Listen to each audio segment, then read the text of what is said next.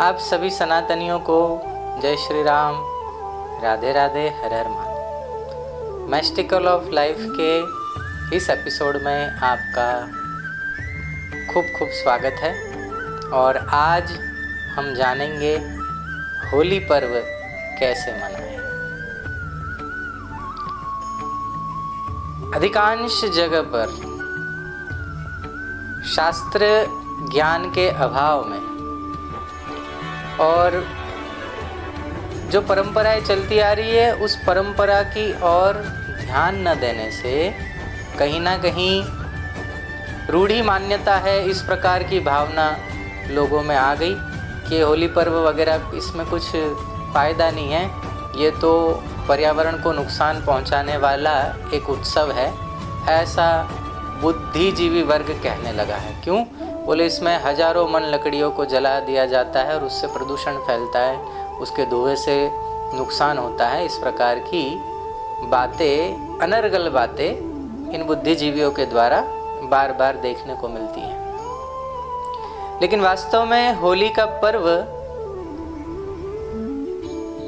बहुत वैज्ञानिक है और साथ साथ इसका धार्मिक महत्व भी है। क्यों? क्योंकि ये होली का पर्व भक्तराज प्रहलाद जी की याद में मनाया जाता है और ये भक्तराज प्रहलाद जी के द्वारा भक्ति के माध्यम से कैसे अधर्म पर विजय प्राप्त की जाती है उसका बहुत ही स्पष्ट और बहुत ही उत्तम श्रेष्ठ उदाहरण है। कईयों को होली पर्व या होली का दहन जो होता है वो कैसे किया जाता है ये पता नहीं है, तो मैं आप लोगों को साधारण सामान्य तौर से जो होली जैसे मनानी चाहिए, जो हमने हमारे पूर्वजों से सीखा समझा और जो हमने संतों से जो जाना, वो आप सबके समक्ष रखते हैं। आप इसको ध्यान से सुनिए और 14 मार्च 2025 की दिन जो ये होली आ रही है वो होली का दहन इसी माध्यम से करें तो बहुत उत्तम। क्योंकि हमने बहुत जगह देखा है कि लोग केवल आसपास का कचरा इकट्ठा कर लेते हैं, कुछ लकड़ियाँ इकट्ठा कर लेते हैं, टायर और प्लास्टिक की पन्नियाँ और न जाने क्या क्या गंदी चीज़ें वहाँ इकट्ठा करके रखते हैं और फिर उसमें आग लगा लेते हैं। उसके आगे पीछे खूब नाचते हैं, शराब पीते हैं, उस दिन उस रात मांस खाते हैं और फिर इस प्रकार से होली का दहन का उत्सव पर्व मनाते हैं। लेकिन वास्तव में यह होली का पर्व मनाने की विधि नहीं है। होली का पर्व प्रहलाद जी की याद में मनाया जाने वाला यह पर्व है।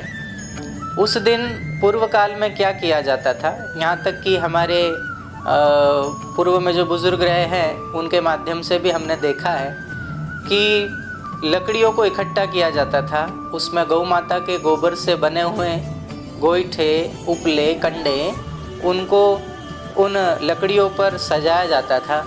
उस होली का जहाँ प्रज्वलित की जाएगी उसके आसपास रंगोली बनाई जाती थी, फूलों से सजाया जाता था और होली के लिए, होली का दहन के लिए जिन लकड़ियों को चुना जाता था, रखा जाता था, उसके बिल्कुल मध्य में आटे का एक पिंड बनाकर या आटे की एक मोटी रोटी बनाकर उसके अंदर कच्चा सूत रखा जाता था और वो कच्चा सूत उस रोटी में लपेटकर उसके बीचों बीच रखकर और फिर होली का जहाँ दहन करनी है उन लकड़ियों के मध्य में रखा जाता था। वो जो रोटी है, रोटी का आटा है, उसको तो होलिका का रूप माना जाता है और उसके भीतर जो रखा हुआ कच्चा सूत है वो भक्तराज प्रहलाद का स्मरण करके उनके प्रतीकात्मक रूप से उनके लिए रखा जाता था। और फिर जब होलिका वेद मंत्रों सहित जब प्रज्वलित की जाती है और उसके बाद उसकी धधकती हुई लपटें जब देखने को मिलती है, उस समय होलिका को अर्घ्य देकर एक लोटा जल चढ़ाकर और फिर उसकी परिक्रमा की जाती है। वास्तव में वो होलिका की परिक्रमा नहीं है, वो परिक्रमा भक्तराज प्रहलाद की परिक्रमा है। होलिका तो राक्षसिनी थी, लेकिन भक्त के स्पर्श के कारण वो होलिका आज भी माता बनकर पूजी जाती है। तो भक्त का संग आप किसी भी प्रकार से करो, प्रेम से करो, द्वेष से करो, घृणा से करो, काम भाव से करो, सख्य भाव से करो, किसी भी प्रकार से आप जब भक्त का संग करते हैं तो वो संग आपको तारने वाला होता है, आपका उद्धार करने वाला होता है। ये होली का पर्व यही स्पष्ट संदेश देता है। उसके बाद दूसरे दिन से ही रंग खेलना प्रारंभ हो जाता है। फाग उत्सव, फाग खेलते हैं, रंग पंचमी तक इसका उत्सव मनाया जाता है। तो वास्तव में वो रंग केमिकल के न हो, ये जो समय है वो ऋतु परिवर्तन का समय है। तो ये ऋतु परिवर्तन के समय में ठंड से गर्मी की ओर हम आगे बढ़ रहे हैं, तो कुछ चीज़ें जो गर्म चीज़ें हम खाते थे अब उसको छोड़ना पड़ेगा। अब ऋतु परिवर्तन हो रहा है, मौसम बदल रहा है, तो सबको सर्दी, खांसी, बुखार आदि ये सब संभावनाएं बढ़ जाती है होने की। तो उस समय कहीं शरीर रोग से ग्रस्त न हो जाए, इसलिए एक दूसरे को रंग लगाते थे। वो रंग पलाश के पुष्पों से बनाया जाता था, जिसमें केसर, चंदन आदि मिश्रित करके लगाया जाता था। हल्दी आदि से रंग बना लिया जाता था, चुकंदर से रंग बना लिया जाता था, हरी साग से रंग बनाकर और फिर रंग एक दूसरे पर डालते थे, जिससे त्वचा पर लगने से वो सप्त धातुओं को संतुलित रखने वाले रंग थे, जिससे आने वाली गर्मियों को हम झेल सके, उस प्रकार से हमारा शरीर बन सके। इसलिए यह उत्सव 15 दिन के लिए मनाया जाता था पूर्व काल में। लेकिन अब वो वैसे तो पूरा फागुन महीना ही फाग उत्सव खेला जाता है, लेकिन समय के अभाव में 15 दिन खेलने लगे। 15 दिन से अब यह उत्सव 5 दिन में आ गया। 5 दिन में भी अब यह उत्सव 1-2 दिन खेलते हैं। लेकिन इन रंगों के उत्सव में कहीं ना कहीं हम अपनी मर्यादाएं भूलने लगे, हम अपनी सनातनी परंपराओं को भूलने लगे, और जिसके कारण कुछ ऐसे उपद्रवी लोगों ने, कुछ वामपंथियों ने, कुछ ऐसे धर्मांध लोगों ने या धर्म विरोधी लोगों ने हमारे उत्सवों को विकृत करने के लिए तरह तरह की बातें फैलाई, और परिणाम स्वरूप ये हुआ कि हम लोग एक दूसरे के कपड़े फाड़ के होली उत्सव मनाने लगे। हम एक दूसरे को कीचड़ में, नाले में धकेल कर होली उत्सव मनाने लगे। हम शराब पीकर और वो मांस, अंडे आदि घृणित वस्तुएं खाकर हम होली का उत्सव मनाने लगे।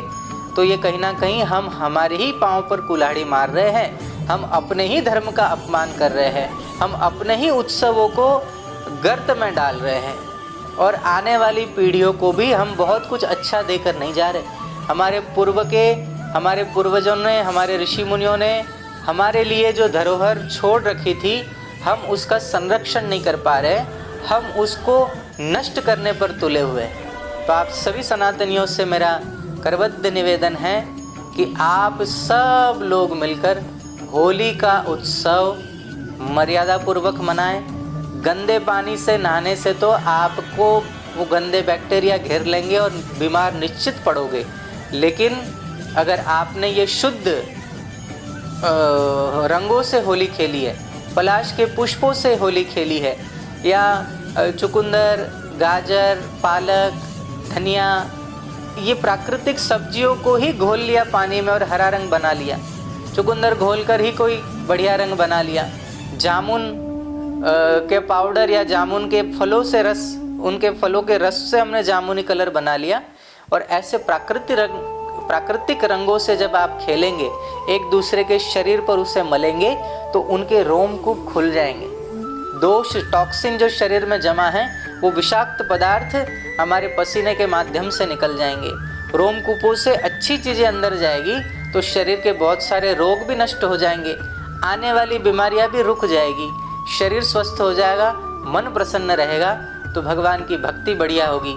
दैनिक कार्य आपके बहुत अच्छे हो जाएंगे, बहुत उन्नत हो जाएंगे। आपके किए हुए कार्यों से आपको सफलता मिलेगी, और सफलता सुख और शांति देती है, परिवार को स्वस्थ रखती है। तो परिवार स्वस्थ है तो गांव स्वस्थ है, गांव स्वस्थ है तो देश स्वस्थ है, और देश स्वस्थ है तो एक ना एक दिन जो हमारा मिशन है कि भारत को विश्वगुरु बना कर रहेंगे, वो विश्वगुरु भारत तब बन पाएगा जब हम हमारी परंपराओं को स्वस्थ रखेंगे, सुरक्षित रखेंगे, फुहड़ता नहीं करेंगे।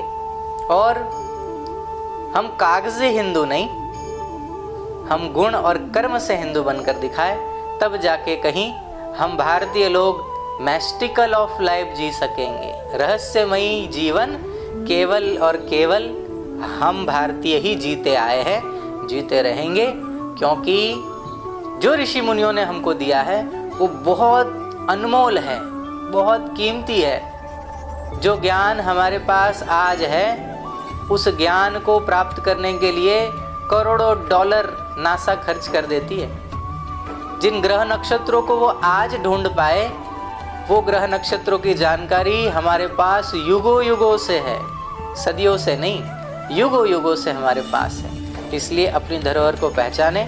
होली जैसा पर्व आप बड़े धामधूम से मनाइए, मर्यादा में मनाइए, ताकि हमारे पर्वों पर कोई लांछन न लगा सके, कलंकित न कर सके, और हम हमारी परंपराओं को सुरक्षित रख सकें। तो आप सभी को द मैस्टिकल ऑफ लाइफ का यह एपिसोड, मेरा ऐसा मानना है कि आपको इसमें दी हुई जानकारी फ़ायदेमंद लगेगी, और अगर आपको यह जानकारी ठीक लगी है तो इस वीडियो को अधिक से अधिक शेयर करिए, अधिक से अधिक लोगों तक पहुंचाइए, ताकि वो अपने सनातन धर्म के इन महान पर्वों की गरिमा बनाए रखे और सुखी, स्वस्थ और सम्मानित जीवन जी सके। आप सभी को जय सिया राम, राधे राधे, हर हर महादेव।